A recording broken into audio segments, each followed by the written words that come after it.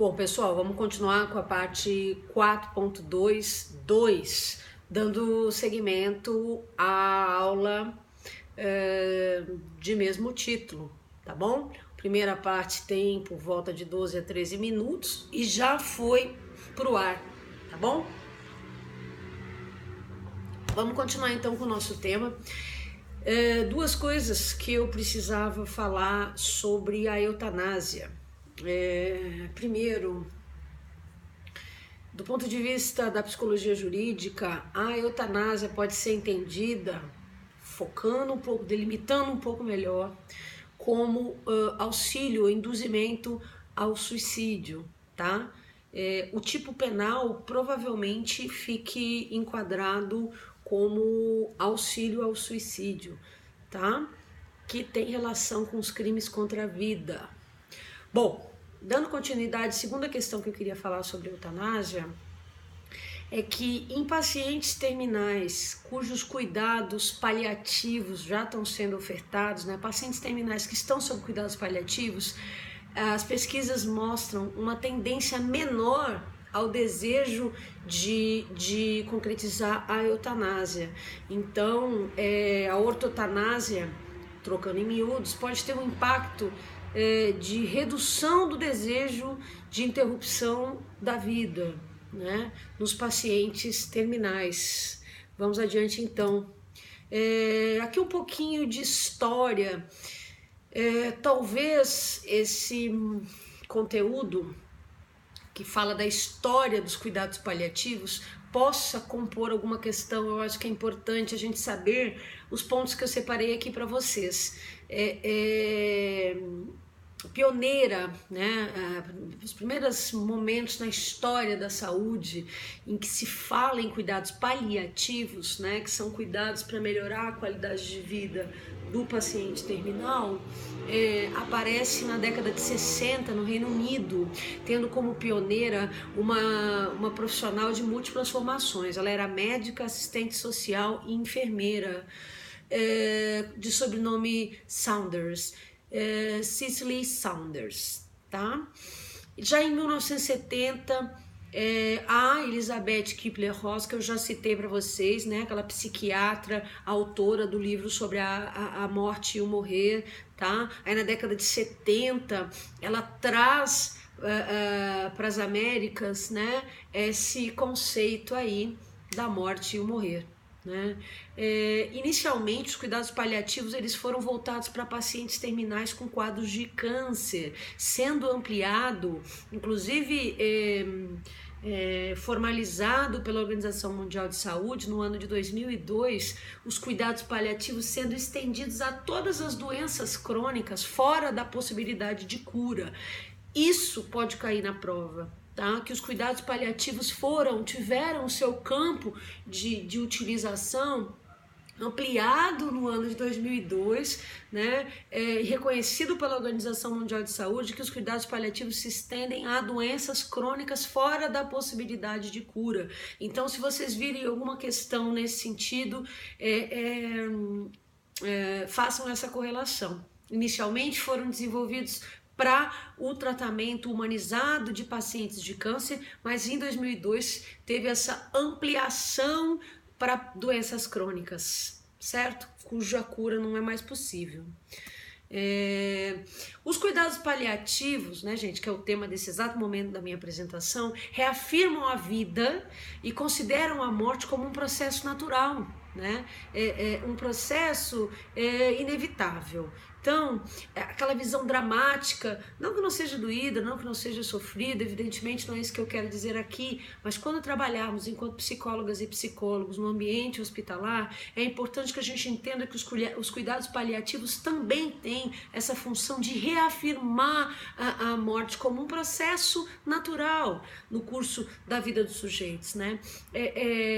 Os cuidados paliativos, em momento algum, eles pretendem antecipar nem postergar a morte. Essa questão do antecipação da morte ou da postergação da morte, que a distanásia e a ortotanásia, a distanásia e a eutanásia, né, trazem potentemente. Então, repetindo, a intenção não é nem antecipar a morte, como diz a eutanásia, como preconiza a eutanásia, nem postergar a morte, como diz a distanásia. Então, os cuidados paliativos estão relacionados à ortotanásia, entendeu? Quando essa correlação pode aparecer na prova para nós, é importante que vocês estejam atentos, tá? Eles integram aspectos psicológicos e espirituais no cuidado com o paciente, mas também cuidados do ponto de vista da saúde física, tá? Oferecem um sistema de suporte para ajudar o paciente a viver o mais ativamente possível até que morra.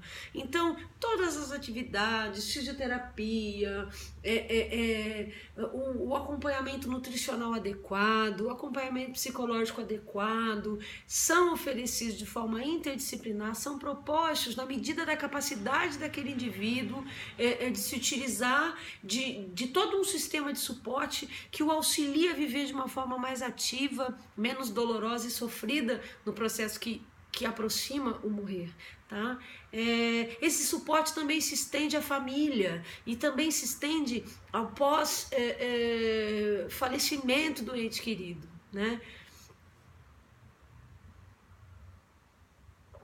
Como eu já falei, a abordagem multiprofissional, interdisciplinar talvez, né, dependendo da maneira como a unidade trabalha, ela está presente e tem como foco a tríade.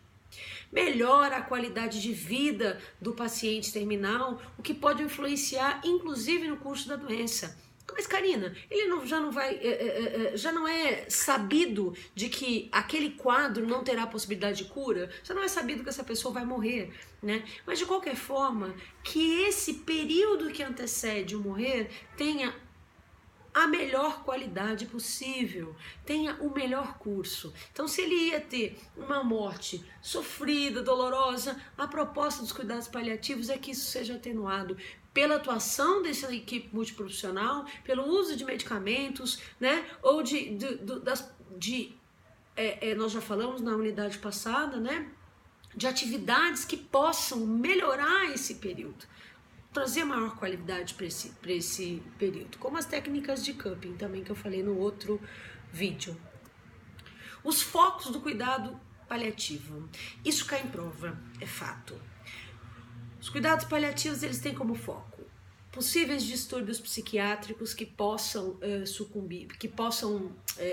ser supervenientes no curso do acompanhamento do paciente com cuidados paliativos, o controle dos sintomas, né? Também é foco em intervenções psicoterapêuticas com o indivíduo em estado terminal, com os familiares. A abordagem de questões familiares também é foco dos cuidados paliativos, né?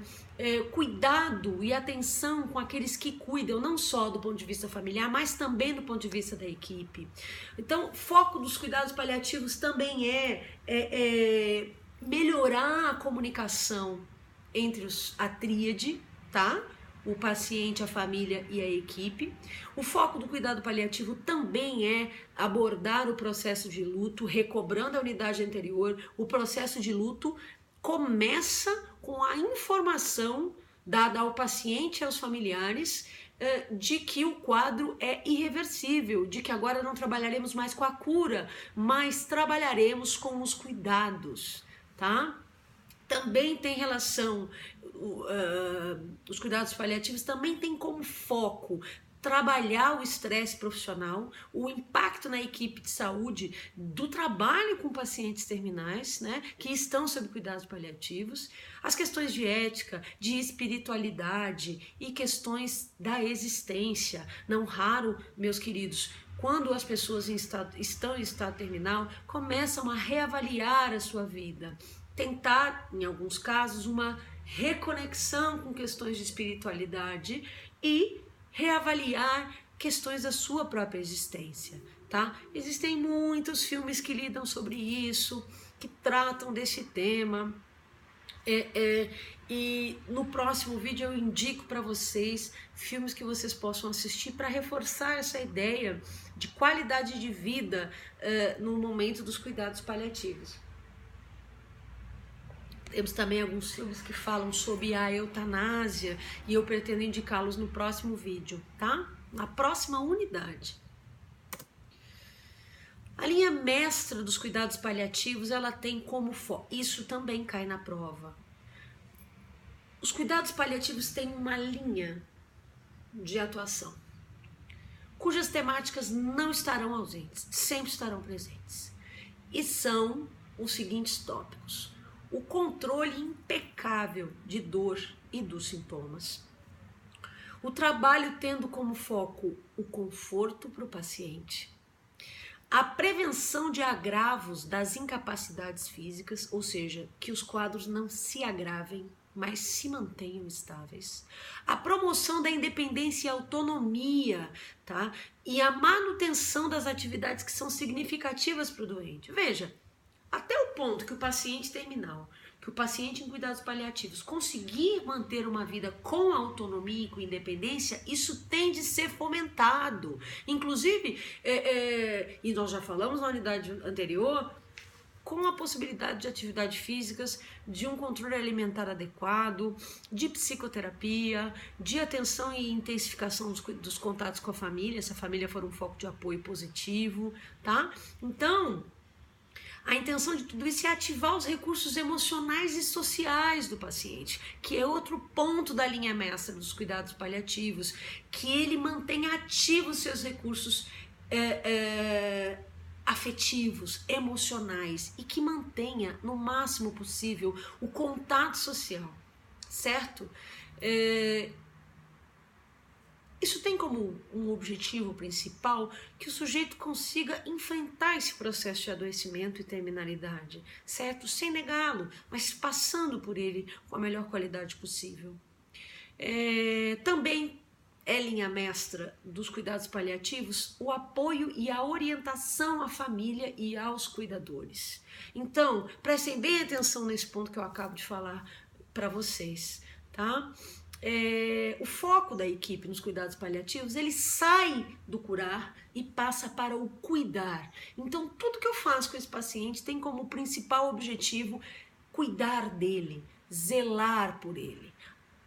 A cura não é mais possível, mas nem só de cura deve se pautar o foco na área da saúde. Então, quando a psicóloga ou psicólogo trabalham no ambiente hospitalar, eles devem entender que, num dado nível de cuidados, a cura não é mais possível, mas o cuidado é possível, né? Sempre trazendo vocês para a ideia da dignidade da pessoa humana. Na dúvida, pense na dignidade da pessoa humana, no direito do sujeito a ter independência até o último momento de vida, tá? E autonomia, né, gente? A psicologia, então, tem como foco nos cuidados paliativos o paciente versus a família.